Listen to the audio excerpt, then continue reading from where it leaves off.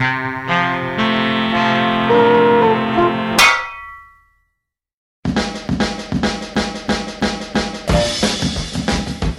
name's Mike Ellis. I have a problem.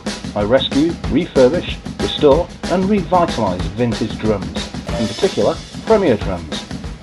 In this programme I'll share with you my adventures, ups and downs, ins and outs, triumphs and tragedies as I lavish some TLC on vintage British drums. Welcome to the Drum Fettler.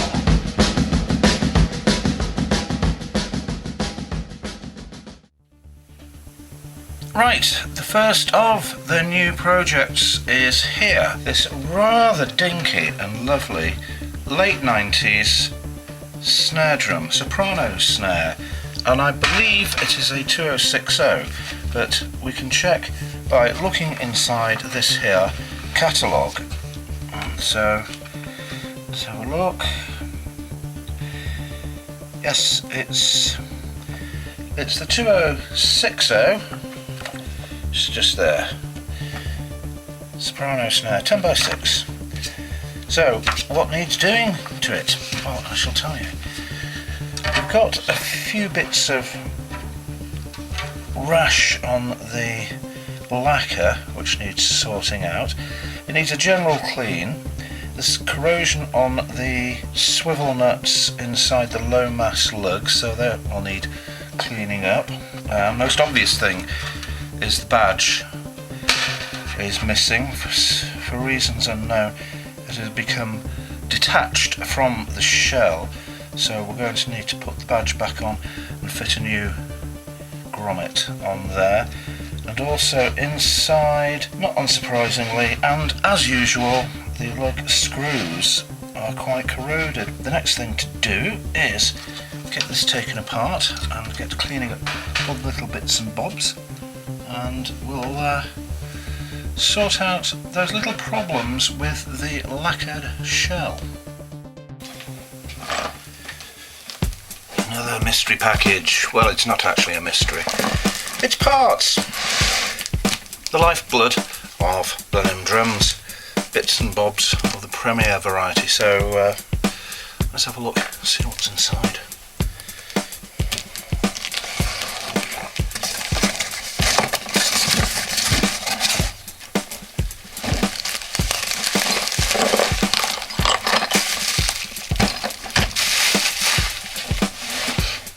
Well, as you can see, they have been very conveniently and thoughtfully delivered in old chocolate boxes, and even more thoughtfully, the sender, Pip, my good friend from Dorset, he's left some sweeties in there for me, so I shall have those a little bit later. That's very nice of him, isn't it?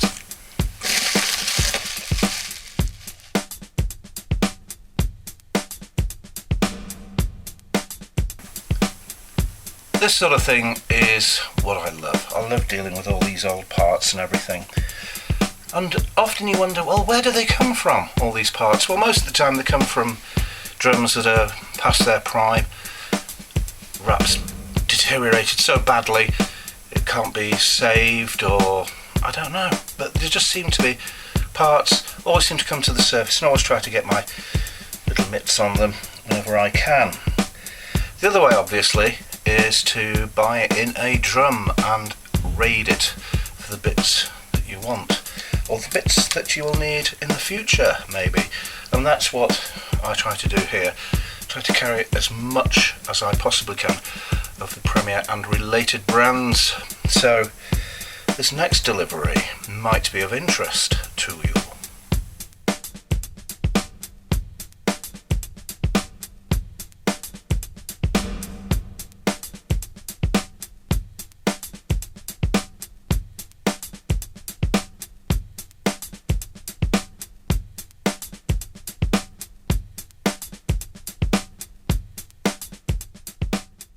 The Fettling Vault welcomes a new arrival. This is a resonator drum, got it from my chum Mark at the Drum Bunker. It's seen better days. It's got the die-cast hoops, and on first inspection it looks to be like a black shadow drum. However, it is not a black shadow, it is a resonator, because it has the resonator tag on it, which black shadow drums did not have. Now this puts it somewhere around, I would say 1988, maybe 1987. Now the black shadow drums were the last gasp of the original family that had owned Premier for 60 years before the administrators came in October 1983, which was pretty much at exactly the same time as Black Shadow was launched. Black Shadow ran until around 1987, about the time of the merger with Yamaha. Now this colour doesn't quite have the same purple tinge as the Black Shadow did. Checking the listings, it says that this would be called black, and then after 1990-91 the only black resonators that you could get were piano black. This, well, as you can see, it's got quite a lot of dings. It's had a bit of a tough life, so I think what's going to happen is this is going to be donating its bits and bobs. So I'll take the lugs off the mount, and of course the badges. Badges are a bit scratched, knackered, but I've got plenty of those in stock. Of course the very valuable and much sought after resonator tags, because I really do think that shell is beyond redemption, and it's also not the more desirable Black Shadow. So I'll get my tools out, I'll start taking this apart, and in the fullness of time all the parts will be employed usefully on other drums somewhere around the world. A special little treat today, we're going out on the road. Yes, I shall be joining my good friend Johnny Finnegan, who is a fabulous drummer, worked with lots of wonderful people like Don Airy, Ian Gillan and Toyah. He's a fantastic drummer, he's young, healthy, energetic, full head of hair. Sure, there's another reason why I can't stand him. But anyway, we're going to be heading over to Rusty Drums in the deepest, darkest recesses of Bedfordshire. And some of you may know already about Mark and Rusty Drums. He is the purveyor of the finest American vintage drums. Let's get out on the road.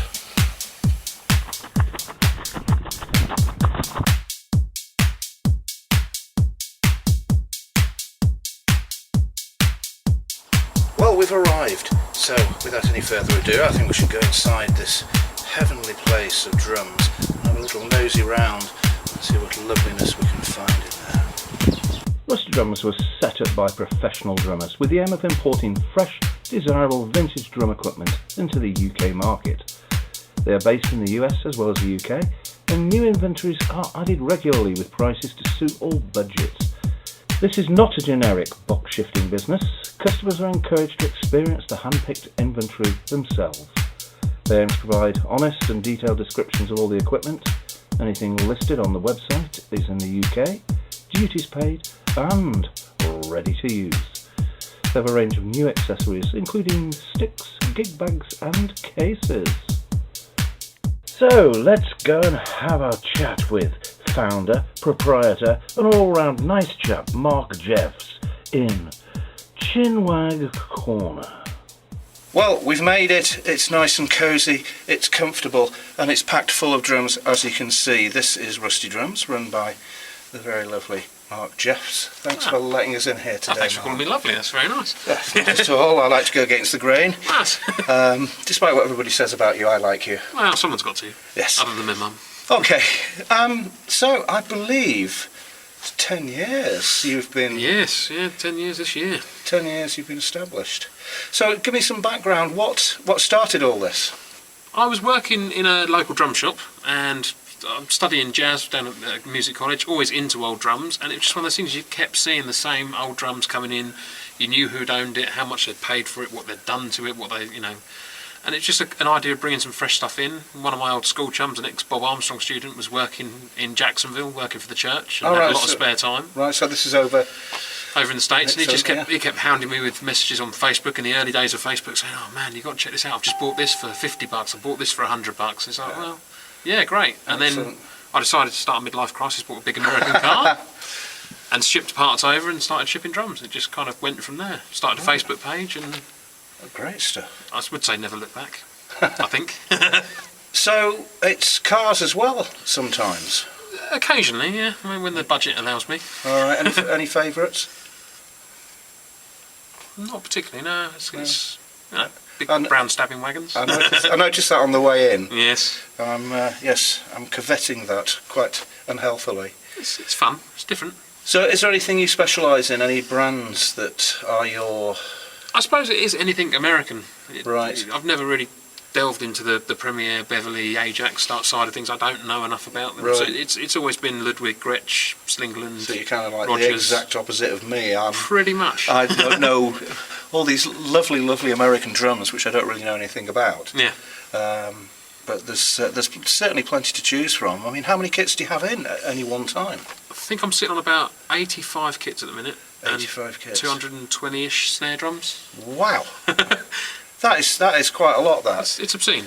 Now, one might assume that you have quite an extensive personal collection of drums. Is that true? Nope. It's not? I've got a couple of gigging kits. Okay, and what are they? I've got an early 2000 Ludwig Classic Maple. Okay. Pretty much every size. I've got 22 by 14, 10-8, 12-8, 13-9, 14-14 and 16-16 Wow. in champagne sparkle. Lovely. Just fell in. It was a second-hand kit that came in the drum shop I used to work in. Oh. Fell in love with the colour. Hated the 13 by 9 tom. Ordered Right. every other drum. Oh, right. So a bit of a Bitzer kit. And then I've got a little 18, 10-14 set of Ludwig shells as well. So, mate, I'm Of my own. just looking at some of the snare drums. They're everywhere. They're everywhere. Towers. Looming over us. Yes. It's a fantastic collection. So pretty much it would be safe to say if you can't find a vintage American drum here that you want, you can't find a vintage American drum. I would say so. There's you always got these guys coming in asking for certain things, and Yeah. there's always a list of people waiting for certain drums as well. And Yeah. we try and source stuff. I've got a great team of guys over in the States. I've got my business partner over there in Kansas, and then we deal with some really great businesses out there as well. That Right. if they get stuff in, I always get first shout on a lot of the stuff. Excellent. So there's always stuff being sourced for people as well. And it's all available through the website, presumably. When I remember to put it all on there, yeah. Put it on there. So there is going to be stock here. There's always a few bits, yeah. There's always a few bits that are either not necessarily tucked away, but haven't quite made it to the website because it's just me trying to do it. Right, fair So enough. trying to get everything photographed and I know exactly how you feel, but I don't really deal in drums. I deal in spare parts, and I'm always discovering stuff and like, when did I get this? What is it? And yeah. what have you? But Or someone pulls a snare drum off the shelf and you go, oh well, no, that's not on the website yet. right. Now, as cosy and lovely and friendly as this place is, would I be right in saying that you're looking to go somewhere a little bit bigger? It's on the cards. It's still a little bit hush hush at the minute, but Okay. yeah, it's. Well, by the time this broadcasts, I think things may have changed by then. Hopefully, yeah. So it might be in the new premises around the corner. All right. Well, there you go. Go and have a look at the Rusty Drums website. What is it? rustydrums.co.uk. And it appears on your screen as if by magic here. And, well, you'll find out if we have, or he has, actually moved to a bigger place, which will be absolutely fabulous because we'll be able to look at all these drums in all their glory. Fit more than one person in. And fit more than one person in and not just have them all stacked. But anyway, thanks very much, Mark. Absolute pleasure. As Great always. stuff. Thank you. Right, thank you. It's good. Thank you very My best much. note of the day, that one. Now, there's two reasons why we went to Shez Rusty. One, of course, was to look good and lust after all the lovely drums, but the other one was young Johnny, who was after buying a Ludwig snare drum. He has quite a collection of Ludwig drums, which we may even be lucky enough to look at in a later edition of TDF, but for now, we're trying to find a nice superphonic snare drum for him to take home, love, and ultimately hit. How much is the slinger lounge? I think it's up for about 2.2, Is it? just because it is so mint. Looks fucking great. So it's got the original set of vinyl bags with it as well. Full set of bags. I mean, because I saw that in the picture, it just doesn't do it justice No. at all. One of the few rare finished singling kits that Simon Wagstaff hasn't got. You'll come round another day, Mike, and you'll be like, oh, Oh, where's where'd that come kit? from? And then another another distraction, one of Keith Moon's Gretsch snares. I've had a couple of people sniffing around it already. Because there's a big story because Bob Henrik knows a lot about them, and I think he met up with Keith Moon, and Keith had 2 or 3 of them in the back of his Rolls Royce that day. Really? And said, just take one. So what are you kind of looking for this then? It's gonna be about the 3.5 grand mark, I'd have thought. Darky's got one. Yeah. And that's the 4th one known of in the UK. Really? Yeah. Wow. Because I know Martin Oldham quite well. We've exchanged pictures, and his is the lacquer on his is in a better condition because that one's obviously been in Florida and been humidity and heat and sunshine.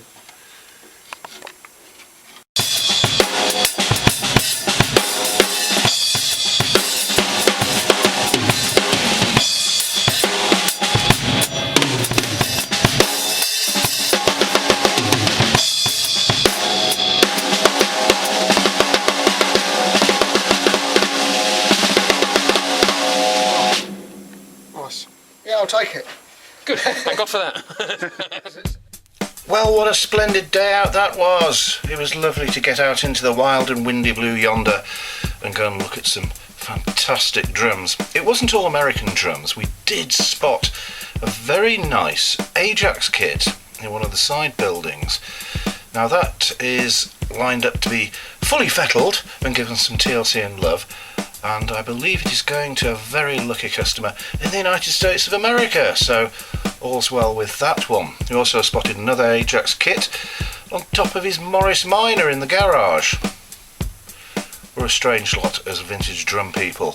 Anyway, Johnny got his 400 snare drum, which he was very pleased with, and he also got a 402, so he's got 2 matching 60s classic snare drums to go with his Ludwig kits.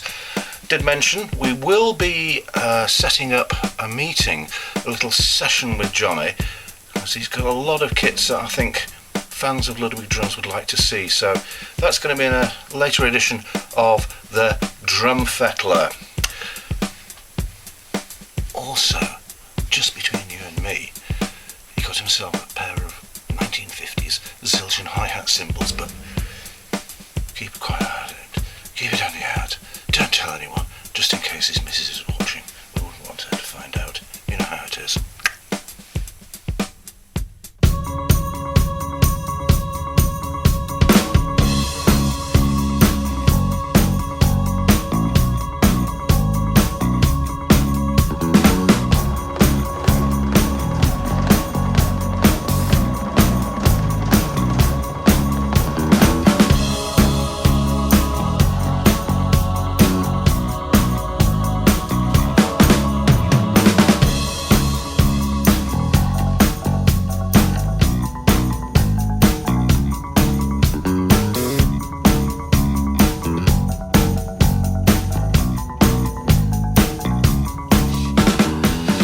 That's the shell stripped back on the 10-inch soprano snare drum. What I need to do now, a little bit of prep work to smooth out the rough patches and then get a lovely new coat of clear lacquer on it.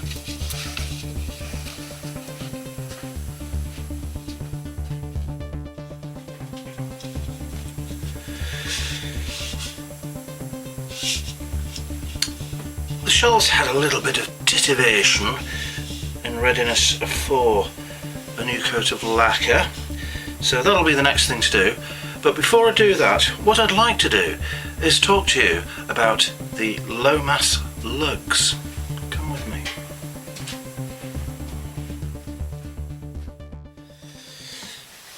Yes, the low mass lug, otherwise known as the 6200 TT.